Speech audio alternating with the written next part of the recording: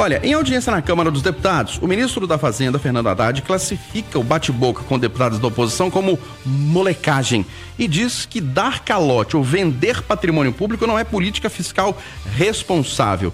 A discussão se dá no momento em que Fernando Haddad precisa dos parlamentares para fazer andar o pacote de aumento de impostos enviado pela equipe econômica, Marcelo da Fonseca. Essas desavenças políticas aí podem interferir ou já estão interferindo no andamento das medidas econômicas, principalmente essa polêmica em relação ao IOF. Bom dia para você. Bom dia, Eustáquio. Bom dia, amigos do Conversa. Bom dia a todos os ouvintes. Eustáquio, todo esse debate político, às vezes até mais acalorado, ele faz parte do jogo. É muito normal que deputados de oposição critiquem o ministro, que o ministro também rebata. Isso tudo é parte do jogo democrático.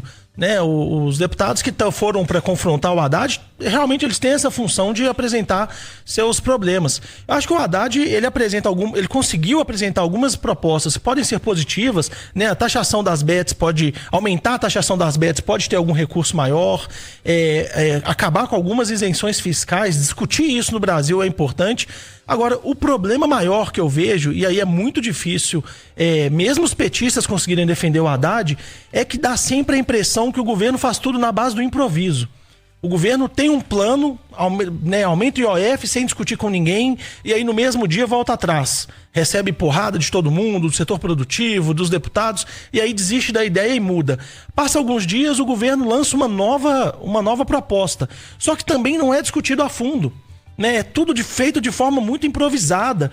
E assim, o Haddad tem algumas cenas dele, algumas falas dele, que ele parece falar mentira pra população, pros deputados.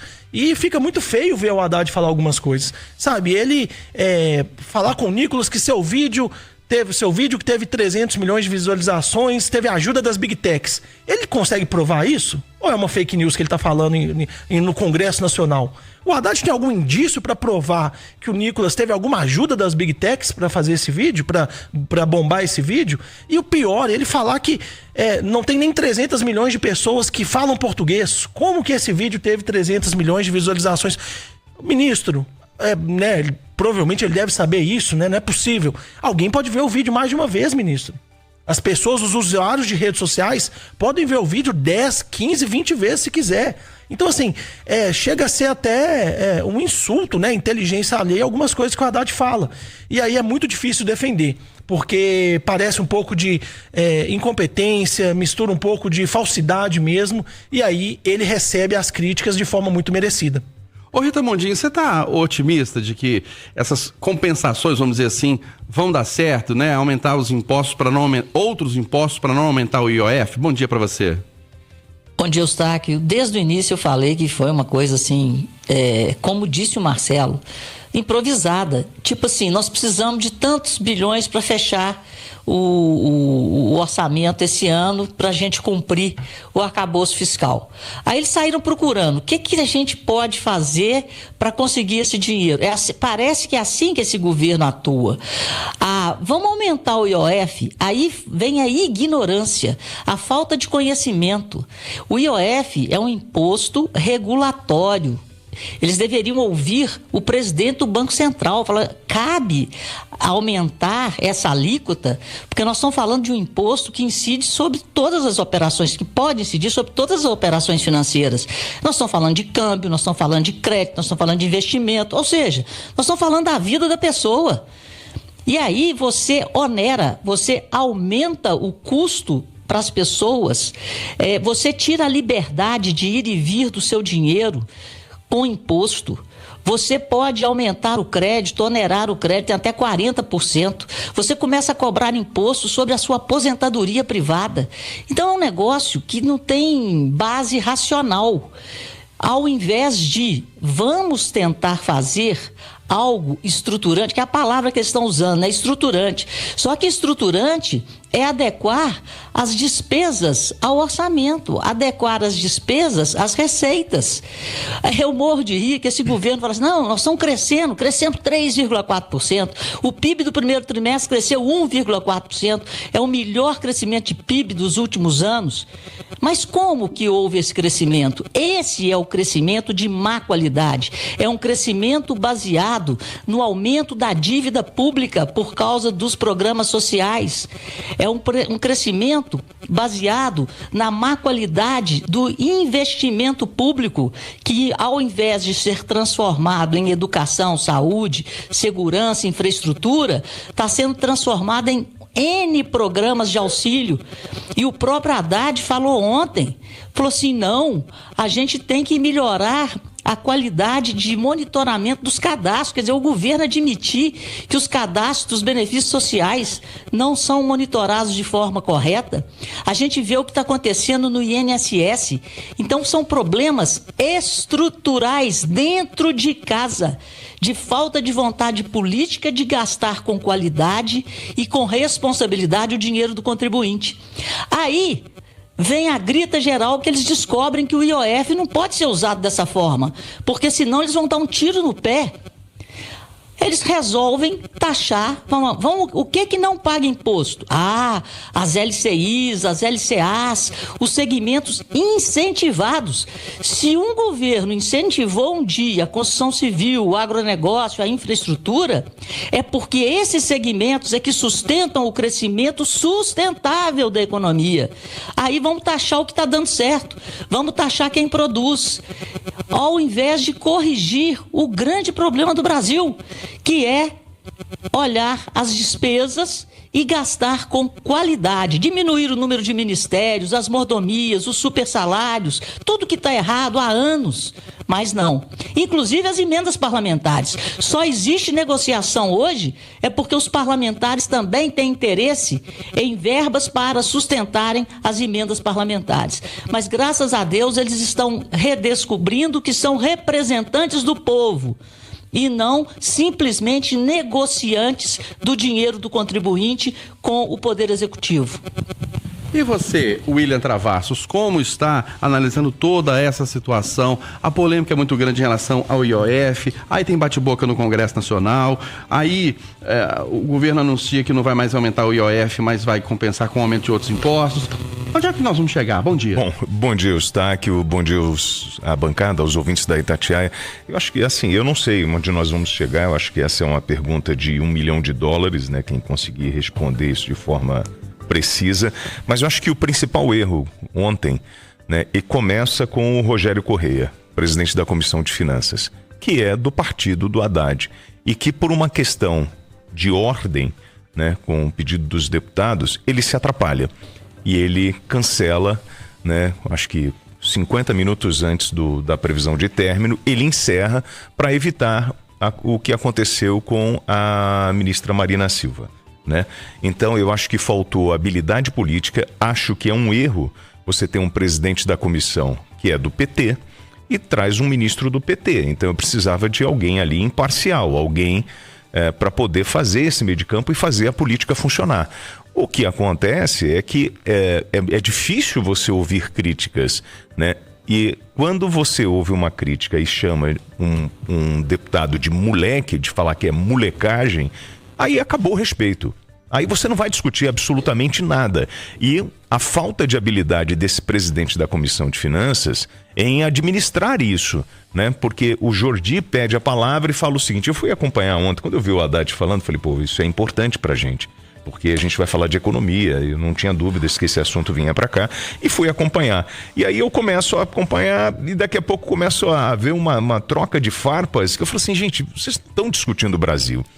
O tempo inteiro o Haddad jogando a culpa no governo anterior, se defendendo, dizendo que o hoje é o melhor e que ele está pagando uma conta que é do presidente Jair Bolsonaro e a gente não consegue avançar. Ok, a culpa é dele, por quê? Por causa disso. Aí ele fala assim, os deputados não acompanharam até o final, eles vêm aqui, fazem a molecagem e vão embora. Porque, infelizmente, você tinha, acho que, 3 autoridades em comissões diferentes no mesmo dia. E o deputado vai acompanhando essas comissões. Então ele vai, participa de uma, pula para outra, porque essa correria lá em Brasília. Então, eu acho que ontem faltou maturidade, principalmente do presidente desta comissão, o Rogério Correia, que não teve esse ato político de administrar um conflito de ideias. E a questão em relação ao ministro Fernando Haddad é que ele não fala, né, mesmo pressionado, quando que o governo vai gastar menos, hein, Marcelo da Fonseca? Então, mas nesse ponto, né, WT, aí o Haddad tem toda a razão de ficar, né, de responder, de até de certa forma provocar.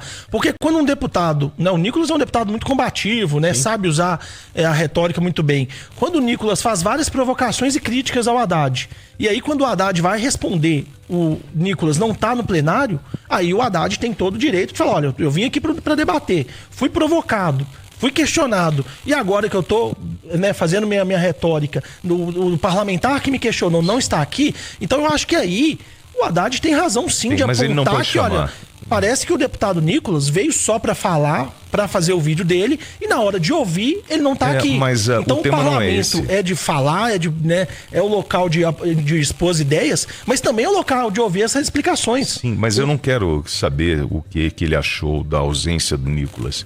Eu quero que ele fale sobre política econômica.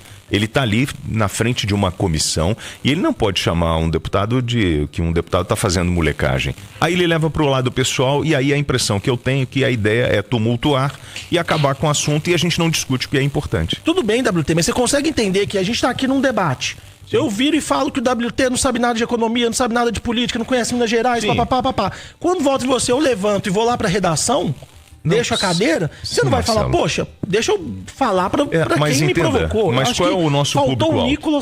Faltou o Nicolas priorizar a comissão que ele estava. Sim, Marcelo, se ele tinha outros compromissos, tinha algum compromisso mais importante, talvez, do que ouvir o ministro da Fazenda, né, que ele tanto criticou, eu acho que faltou também o Nicolas e alguns deputados de oposição ficarem ali para ouvir o que o Haddad está falando. Sim, aí quando o Jordi volta para responder, perdão, só para concluir, aí quando o Jordi volta, ele pede uma questão de ordem, porque aí o presidente pede para tirar a palavra, melhor, caçar a fala do Jordi, não colocar nos autos ali, e aí o Jordi fala o seguinte, então também tira a do ministro que falou que era uma molecagem do deputado. Aí se embananou tudo, aí virou uma confusão, realmente. Aí você vê a falta de habilidade com esse senhor que foi candidato à prefeitura de Belo Horizonte, que é um deputado do estado de Minas Gerais, o Rogério Corrêa. Oi, Rita. Mas eu só queria fazer uma observação aqui. Num momento tão delicado como esse, e o lado mais fragilizado nesse momento é o governo, porque eu acho que eles não vão conseguir emplacar essa medida provisória.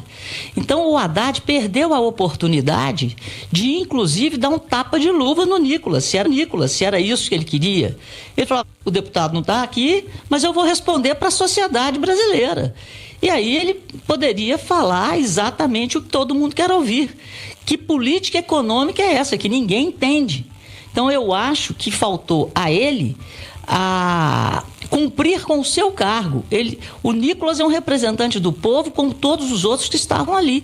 Então que ele respondesse, ainda podia ter dado um tapa de luvas no próprio Nicolas, se ele, né, tivesse vontade de falar o que ele não sabe o que falar. A minha conclusão é a mesma do WT. Ele estava doido para ir embora. Simples assim. Ô Rita, e aí a questão é essa, será que o Haddad tinha resposta? Porque eu tenho a impressão que ele não tem. Talvez se o Haddad fala, todas as vezes que a gente vê o Haddad dar alguma entrevista explicar, passam algumas horas, o próprio governo vai lá e joga tudo que ele fala na lata de lixo, né? O Haddad faz um anúncio, passam algumas horas, o presidente Lula, a ministra Gleisi, o ministro Rui Costa, vão lá e tiram toda a credibilidade do Haddad. Então, realmente, nisso eu concordo com vocês. Talvez pro Haddad, né, usar o expediente de falar da ausência do Nicolas tenha sido melhor do que dar uma resposta que talvez ele seria criticado depois. Para além da falta de respeito que aconteceu com a ministra Marina Silva, será que ela também tinha respostas?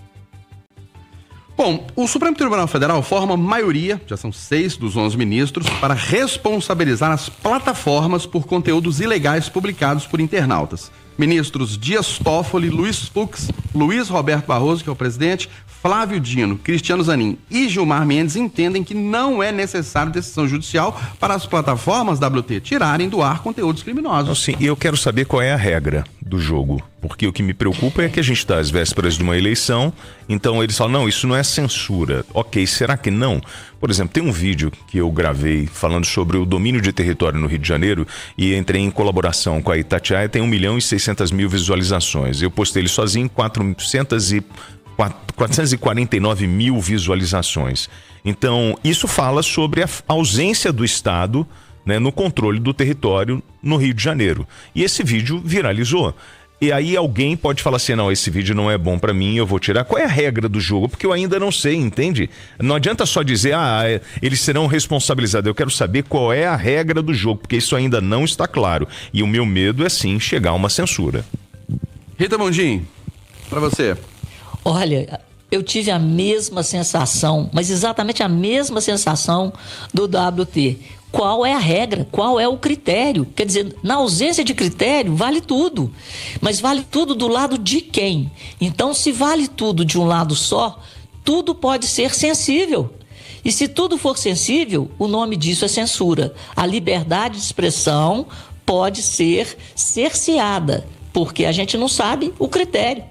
Está muito genérico, está perigoso em vésperas de eleição. O negócio não está caminhando bem. A ausência de critérios dá o poder de vale tudo.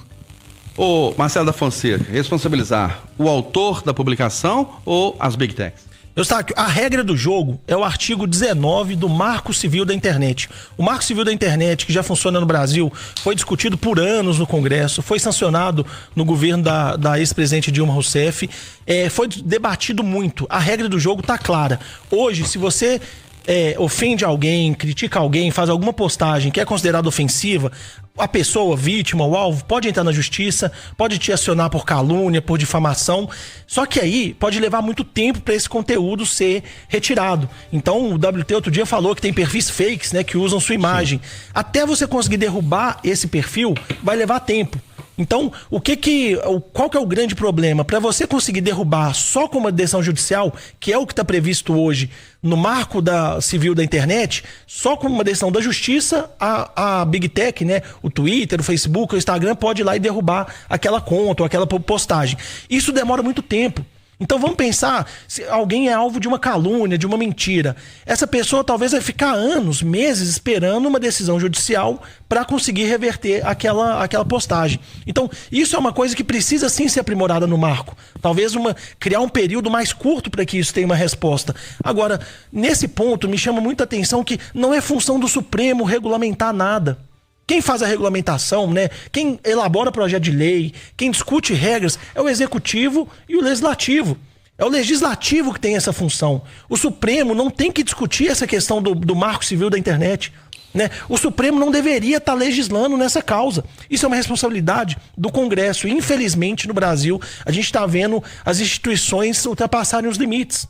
E aí os problemas vão... Uma coisa que era para ser resolvida em um poder, vai virando um problema de todos os poderes. Agora... Perdão, desculpa, Marcelo. Sabe por quê? Você falou do vídeo do Nicolas. Aquele vídeo de 300 milhões, né? Foram 300 milhões de visualizações. Ele é um vídeo verdadeiro ou falso? É uma questão muito interpretativa. E né? Aí chegamos no ponto. O governo Lula pode falar que é falso, o Bolsonaro pode falar que é verdadeiro. E aí eu derrubo ou não? E isso é uma questão que vale assim para várias questões. Eu derrubo ou não o vídeo dele? A Dilma foi derrubada do governo por um golpe ou por um impeachment? Todas essas são as questões que me preocupam muito quando discute isso. Quem que vai definir o que é verdadeiro ou falso? Né? Tem muitos temas, Marcelo, tem coisa que a gente sabe que é falso. É isso, né, que nós estamos falando. Se a gente fala... Então, mas eu derrubo ou não o vídeo do Nicolas? Só que isso não vai ser mudado com essa decisão. Eu vou responsabilizar a rede social pelo vídeo do Nicolas? Só que o que o Supremo está discutindo agora não é isso, não é criar uma entidade para falar o que é verdadeiro ou falso. Está falando que o conteúdo pode ser derrubado sem que tenha uma decisão judicial, né? Pra tentar acelerar uma derrubada. Só que eu também tenho essa preocupação. Quem vai definir isso? Quem vai definir isso? Como que isso vai ser a regra feito? que eu estou falando. Essa regulamentação, essa discussão precisa ser feita pelo Congresso. Não é o Supremo que vai criar.